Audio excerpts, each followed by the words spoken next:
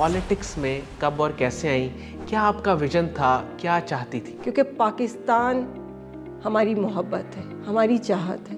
पाकिस्तान है तो हम हैं कि मेरे मुखालिफ को कभी भी अच्छा नज़र ही नहीं आना चाहिए और उसके हवाले से किसी के माइंड में कुछ अच्छी चीज़ होनी ही नहीं चाहिए। अगर मैं ये चीज़ अपने माइंड से थोड़ी सी कम कर लूँगी, हमारी सियासत में इस वक्त फोकस इसी चीज़ पे है, जो आपके सामने आए उसको उड़ा के परे मारें।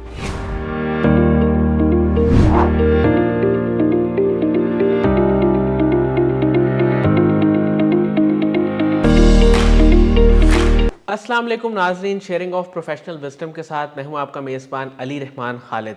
नाज़रीन, जैसा कि आप जानते हैं कि हम हमेशा ही ऐसे लोगों को आपके सामने लेके आते हैं या ऐसे लोगों की स्टोरीज़ को आपके साथ शेयर करते हैं जिनकी लाइफ से आपको बहुत कुछ सीखने को मिलता है। आज जो मेहमान हमारे साथ मौजूद हैं, ये बेशुमार ऐसा काम कर रही हैं जो पाकिस्तान के लोगों की ज़िंदगी में वैल्यू ऐड करता है। ये एक NGO भी चला रही हैं, पाकिस्तान तहरीक-ए-इंसाफ की जो है ये एक वर्कर भी हैं और ऑफिस बेरर भी रह चुकी हैं। हम इनसे आज जानेंगे, deputy information secretary north Punjab के तौर पे भी ये अपने फ़राइज़ सर अंजाम दे रही हैं। हम इनसे जानने की कोशिश करेंगे कि इन्होंने सियासत में कदम क्यों रखा, वो एक स्ट्रगल और उस सफ़र का आगाज़ कब और कैसे हुआ, और इसके साथ साथ हम ये भी जानेंगे कि जो मुल्क की खिदमत का एक जज्बा इनके अंदर है वो क्यों है, और ये बिज़नेस भी कर रही हैं। इतने सारे काम ये एक साथ कैसे कर रही हैं, क्या मोटिवेशन है इनकी, इंस्पिरेशन कौन है, ये सारे सवालात आज के इंटरव्यू में शामिल रहेंगे। अस्सलाम वालेकुम लुबना मलिक साहिबा, कैसी हैं आप? वालेकुम अस्सलाम, आप खैरियत से हैं? अल्लाह का शुक्र। मैम, मैं आगाज़ यहाँ से करूँगा कि आप पॉलिटिक्स में कब और कैसे आई, क्या आपका विजन था, क्या चाहती थी? पॉलिटिक्स में देखें, सियासत पाकिस्तान का एक बुनियादी जुज़ है। यहाँ पर जो सियासत का हिस्सा नहीं है, मैं नहीं समझती कि वो किसी भी और चीज़ का हिस्सा हो सकता है, क्योंकि सियासत हर चीज़ पे छाई हुई है। तो जिस वक्त मैंने ये सोचा कि मुझे प्रैक्टिकली कुछ ना कुछ आगे आके करना चाहिए और हमारी आवाम बहुत ज़्यादा इस वक्त पिसी हुई है और आवाम के लिए कुछ ना कुछ होना चाहिए, तो मुझे उस वक्त सिवाय एक ही पार्टी के सिवा कोई पार्टी इस काबिल नहीं लगी कि जिसको ज्वाइन किया जाए और जिसमें होते हुए बेहतर अंदाज में आवाम को रिलीफ दिया जा सके। तो फिर मैं इस प्रैक्टिकल फील्ड में आ गई और मैंने ज्वाइन किया। It was 2005 when I joined, और तब से लेके अब तक। अच्छा मैम, आपका माशाल्लाह इतना लंबा एक्सपीरियंस है पाकिस्तान तहरीक-ए-इंसाफ के साथ। मैं चाहूँगा आप अपनी कुछ अच्छी यादें, कुछ अच्छे तजुर्बात, मुशाहिदात वो भी शेयर करें, और अगर कोई चीज़ आपको ऐसी लगती है कि ये चीज़ थोड़ी सी चेंज होनी चाहिए, वो भी आप खुद शेयर करें। देखिए, बहुत सारे मुशाहिदात और बहुत सारे तजुर्बात डेफ़िनेटली हर बंदे की ज़िंदगी में होते हैं। अच्छे होते हैं या बुरे होते हैं, वो एक अलग चीज़ है। लेकिन अल्हम्दुलिल्लाह पाकिस्तान तहरीक इंसाफ का हिस्सा बनकर मेरे तमाम तर मुशाहिदात और तजुर्बात जो हैं वो बहुत अच्छे रहे हैं। और definitely all credit goes to our chairman कि जिन्होंने अपनी पार्टी को इस लेवल पे वो लेके आए हैं कि वहाँ पर किसी को कोई गलत या बुरा तजर्बा होने ही नहीं पाया। और मैंने चूँकि 2005 में ज्वाइन किया था जब, तो being a district president Sargodha मैंने सबसे पहले काम शुरू किया था। Basically I belong to Sargodha. उसके बाद फिर मज़ीद ओहदों पे ओहदे जितनी मैंने स्ट्रगल की, डेफ़िनेटली उसके अकॉर्डिंगली फिर मुझे मौक़े आगे मिलते गए। अभी मैं deputy information secretary north Punjab की हैसियत से काम कर रही हूँ, तो वो सारी चीज़ें चल रही हैं। उनमें मैं समझती हूँ कि सबसे बेहतरीन जो तजुर्बा या जो मुशाहिदा मैंने समझा है वो ये कि जितनी इज़्ज़त, जितनी पजीराई पाकिस्तान तहरीक इंसाफ में किसी भी खातून के लिए है, वो मैंने किसी और जमात में नहीं देखी। जमातें और भी हैं, पाकिस्तान मुस्लिम लीग भी है, उसके अलावा पीपल्स पार्टी भी है, लेकिन ये वो जमातें नहीं हैं जहाँ पे औरत को पजीराई मिले, औरत को आगे लाने की बात की जाए और औरत को एक बेहतर मकाम की तरफ लेके जाने की बात की जाए, बहुत इज़्ज़त के साथ, बहुत वक़ार के साथ। और अगर मैं यहाँ पे बड़े छोटे अल्फाज का इस्तेमाल करूँ तो मैं ये कह सकती हूँ कि मैं पूरी पार्टी की आपा भी हूँ, बाजी भी हूँ, और अपने कुछ बुज़ुर्गों की बेटी भी हूँ। तो बस इस तरह से करके चीज़ें चल रही हैं। बहुत इज़्ज़त के साथ, बहुत प्यार के साथ हमें डील किया जाता है। और ये सिर्फ मेरी हद तक बात नहीं है, تمام خواتین کو اسی انداز میں ڈیل کیا جاتا ہے. تو یہ میں سمجھتی ہوں کہ ایک بہت بہترین تجربہ میں نے اپنی زندگی میں کیا ہے کہ سوائے عزت کے میں نے پارٹی سے کچھ بھی حاصل کرنے کی نہ مجھے تمنا ہے اور نہ ہی ہونی بھی چاہیے، کیونکہ عزت سے بڑھ کر آپ کے لیے کچھ بھی نہیں ہوتا. میم آپ بزنس بھی کر رہی ہیں اور آپ کی ایک کمپنی ہے لا سرائن کے نام سے جو سیرامک سے ریلیٹڈ ہے. میں چاہوں گا کہ اس کے بارے میں تھوڑا سا بتائیں کہ کرنٹلی یہ کیا کیا کام کر رہی ہے، کن پروڈکٹس اور پروجیکٹس پہ کام کر رہی ہے. دیکھیں سیرامک بیسکلی آپ کو پتہ ہے کہ نارملی ایک جو ٹرینڈ ہے وہ یہ ہے کہ جی واش روم میں ٹائلز لگ گئیں اور یہ ہو گیا وہ ہو گیا، اس طرح کی چیزوں پہ بات کرتے ہیں. اور سیرامک میں جب میں نے کام شروع کیا تھا تو میں نے بیسکلی اسکلپچرنگ سے سٹارٹ لیا تھا. تو لیکن وہ بہت سارے بت میں نے بنائے بھی، وہ چیزوں کو میں نے بڑا وہ کیا، ایگزیبیشنز میری ہوئیں بہت ساری.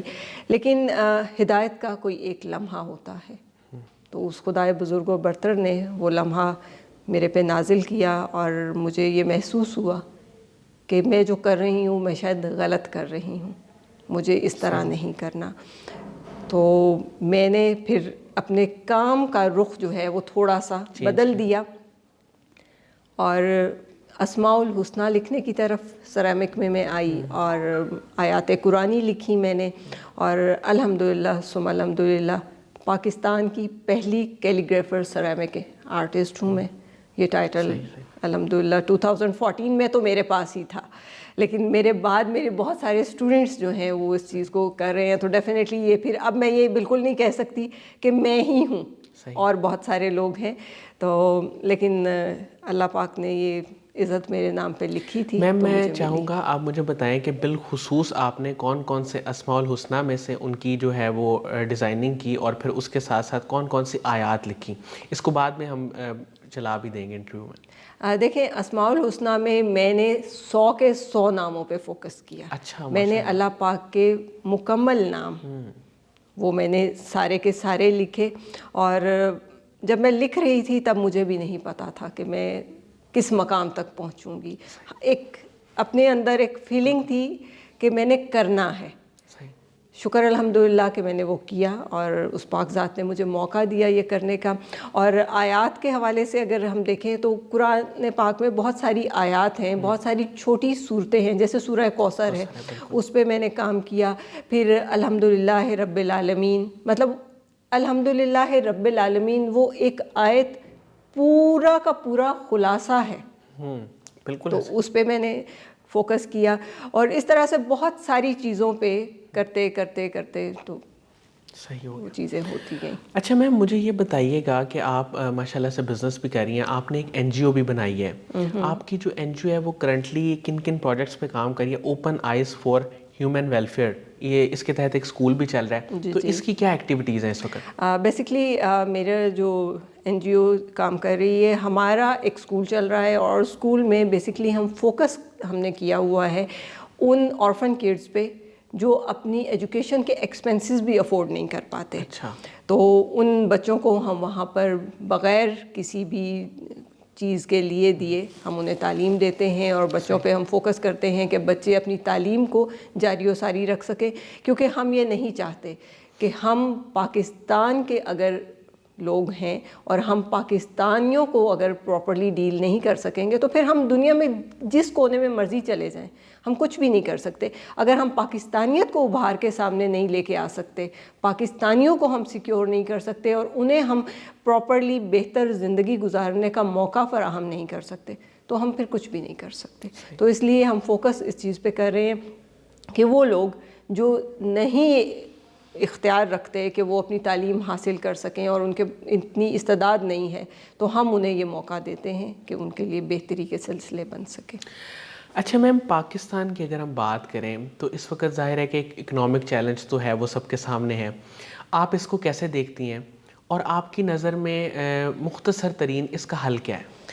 دیکھیں جی، اکنامک چیلنج جو ہمارے سامنے ہے وہ آپ کو بھی خبر ہے، میں بھی جانتی ہوں کہ وہ کیا چیزیں ہیں اور کس لیول پہ ہیں. اور اس وقت میرے منہ میں خاک، لیکن ہم ڈیفالٹ کی طرف جا چکے ہیں، اس میں کوئی دوسری رائے نہیں ہے اور تمام چیزیں بہت زیادہ خرابی کی طرف جا چکی ہیں.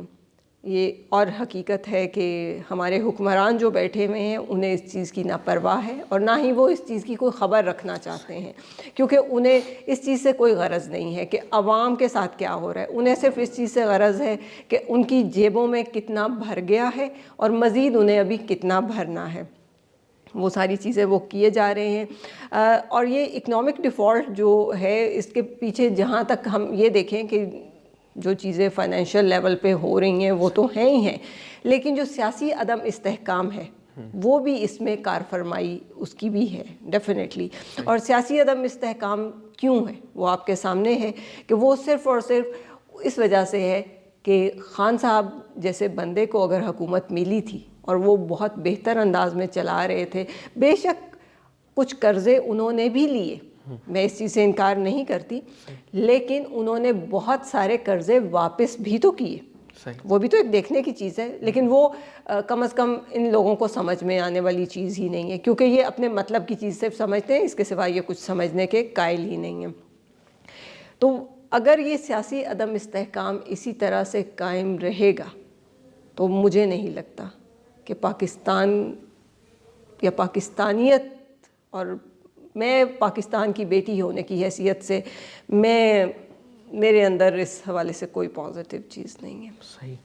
اور بڑے دکھ کی بات ہے، یہ بہت زیادہ تکلیف ہے، کیونکہ پاکستان ہماری محبت ہے، ہماری چاہت ہے. پاکستان ہے تو ہم ہیں، پاکستان نہیں ہے تو ہم بھی نہیں ہیں. لیکن یہ ایک بڑی ٹریجک سچویشن ہے کہ اس وقت پاکستان کے ہونے اور نہ ہونے کی چیزیں بھی عجیب ڈگمگاہٹ کا شکار ہیں. صحیح. اچھا میم، ایک چیز میں آپ سے یہ پوچھنا چاہتا ہوں کہ کسی کی بھی جب حکومت آتی ہے، چونکہ اب ہم اس پہ بات کر رہے ہیں تو میں یہ چیز جاننا چاہوں گا، تو آپ کو نہیں لگتا کہ جب کسی کی حکومت آتی ہے تو ان کا 80-90% جو ٹائم ہے وہ اپوزیشن کے ساتھ ڈیل کرنے میں گزر جاتا ہے؟ مطلب ہمارے ملک کے جہاں بہت سارے المیہ ہیں، وہاں ایک المیہ یہ بھی ہے، چاہے وہ نون لیگ ہو، چاہے پی ٹی آئی ہو، جس کی بھی حکومت ہوتی ہے، اس کا آدھے سے زیادہ وقت اور انرجیز مخالفین کے خلاف بیانات دینے میں، ان کے خلاف کوئی سازش کرنے میں، اسی میں ہی وقت گزر جاتا ہے. اور جو پروڈکٹیو پروجیکٹس ہیں ان پہ کام کرنے کا ٹائم کم ہو جاتا ہے. آپ اس چیز کو کیسے دیکھتی ہیں؟ دیکھیں، یہ آپ کی بات بالکل درست ہے، کیونکہ یہی ہوتا آیا ہے پچھلے اتنے سالوں سے، اور یہی ابھی بھی چل رہا ہے. اور بلکہ اگر میں یوں کہوں کہ اب تو ضرورت سے زیادہ ہی چل رہا ہے، کیونکہ اب آپ کے سامنے آڈیو لیکس اور اس طرح کی بہت ساری چیزیں جو پہلے نہیں ہوئی ہیں اب وہ بھی سامنے ہمارے آ رہی ہیں. اور ان چیزوں کو مہرہ بنایا گیا ہے باقاعدہ کہ فلاں کی کردار کشی کی جائے، فلاں کے اوپر یہ الزامات لگائے جائیں، فلاں کے حوالے سے یہ چیز. تو یہ ساری چیزوں میں ایک بڑا عجیب سا میس کریٹ ہوا ہے. تو یہ ساری چیزیں تبھی ختم ہو سکتی ہیں جس وقت ہم من حیث القوم اپنی اصلاح کی طرف جائیں، کیونکہ ہمیں من حیث القوم اصلاح کی ضرورت ہے. ہم سب لوگ یہ سمجھتے ہیں، مطلب میں اگر اپنے اینڈ پہ بات کروں تو میں شاید یہ سمجھتی ہوں گی کہ میرے مخالف کو کبھی بھی اچھا نظر ہی نہیں آنا چاہیے، اور اس کے حوالے سے کسی کے مائنڈ میں کچھ اچھی چیز ہونی ہی نہیں چاہیے. اگر میں یہ چیز اپنے مائنڈ سے تھوڑی سی کم کر لوں گی یا ختم کرنے کی کوشش کروں گی تو ڈیفینیٹلی پھر دیکھیں ایک مقابلے کی فضا ہونی چاہیے، لیکن اس کا مطلب یہ نہیں کہ آپ اس کو چاروں شانے چت ہی کر دو. لیکن ہماری سیاست میں اس وقت فوکس اسی چیز پہ ہے کہ جو آپ کے سامنے آئے اس کو اڑا کے پرے مارو. صحیح. یہ چیزیں اچھا میم، آپ کی لائف میں آپ کی انسپریشن کون ہے اور وہ کون لوگ ہیں جن سے آپ متاثر ہوئیں، اور زندگی کے مشکل وقت میں آپ کس طرح خود کو موٹیویٹ کرتی ہیں؟ میری انسپریشن ڈیفینیٹلی میرے فادر، میرے والد صاحب، اللہ پاک انہیں زندگی سلامتی دے. اور میں نے بہت کچھ ان سے سیکھا ہے، اور زندگی برتنے کا بہت سارا طریقہ انہوں نے مجھے سکھایا ہے. مجھے بہت ساری چیزیں آئی ایم گیٹنگ ایموشنل، کیونکہ میرے والدین میرے لیے بہت اہم مقام رکھتے ہیں. اللہ پاک انہیں سلامت رکھے. میری والدہ گو کہ اس دنیا سے جا چکی ہیں، لیکن وہ جانے کے باوجود ہر لمحہ میرے ساتھ ہوتی ہیں. اور میں اپنے فادر کے حوالے سے بہت کنسرن ہوں. آپ کی دعا چاہیے کہ اللہ پاک اللہ تعالیٰ ان انہیں کے لیے زندگی دے، صحت ہمیشہ دے، آمین۔ آسانیاں دے اور ان کے لیے سلامتی کے سلسلے ہوں. اور میں بلکہ اپنے ویورز سے بھی یہ ریکویسٹ کروں گی کہ میرے والد صاحب کو اپنی دعاؤں میں شامل رکھیں. اور ڈیفینیٹلی والد صاحب سب سے پہلی انسپریشن، اور اس کے بعد میری انسپریشن خان صاحب ہیں. وہ ویسے تو بہت سارے لوگوں کی انسپریشن ہے، لیکن جب میں نے پالیٹکس میں آنے کا سوچا تو مجھے چونکہ اور کوئی اس طرح کا شخص نظر ہی نہیں آیا کہ پاکستان کی سالمیت کے لیے آگے بڑھا ہو، پاکستان کے دفاع کے لیے آگے آ رہا ہو کوئی. تو مجھے نواز شریف، شہباز شریف یا آصف زرداری تو اس قابل ہی نہیں لگے کہ وہ، مطلب میں انہیں شاید انسان بھی کنسیڈر کرنا مناسب نہیں سمجھتی. لیکن خان صاحب وہ شخص ہیں کہ جنہوں نے پاکستان کے لیے، پاکستانیت کے لیے اور پاکستانیت کو آگے لے کے آنے کے لیے بہت کام کیا ہے.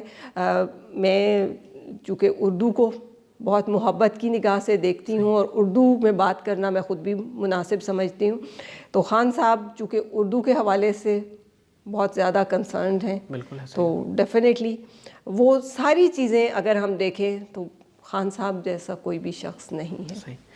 اچھا میم، قاسم علی شاہ صاحب کی جو فاؤنڈیشن ہے، اس کے کام سے آپ واقف ہیں، تو آپ مجھے بتائیے گا کہ ان کے کام کو، ان کے لیکچرز کو آپ کیسے دیکھتی ہیں؟